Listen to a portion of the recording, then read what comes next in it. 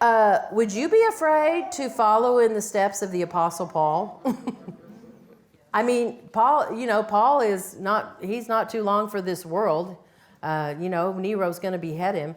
If you had to follow the Apostle Paul in ministry after his death, do you think you'd be a little timid about it, a little fearful?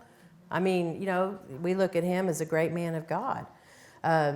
Timothy probably thought, man, I can't measure up to the Apostle Paul. He forgot what Paul wrote to the church at Corinth. Those who measure themselves by themselves are not wise, right? And we're not to compare ourselves with each other. But maybe he forgot that. Also, another thing I think Timothy could have been fearful about is the persecution. Remember, he'd been with Paul. He'd seen Paul get stoned. He'd seen him, he knew that most times he went into town, he landed in prison. And he knew that these things had happened to his mentor. And he's like, oh boy, if I use my gifts, I'm going to probably be thrown into prison. I'm probably going to be beaten. All these things are going to happen. And no doubt he was a little bit timid about suffering for Christ. And ladies, that's something that you and I need to think about. We have friends in other countries right now. In fact, last year there was 96,000 Christians martyred.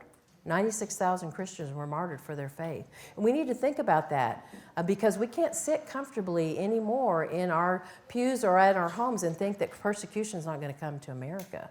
And we have to ask ourselves, are we willing to suffer for Christ? Are we willing to physically suffer for Christ? And so Timothy could have been fearful about that. He knew Paul's zeal for the Lord often ended up in suffering for Christ.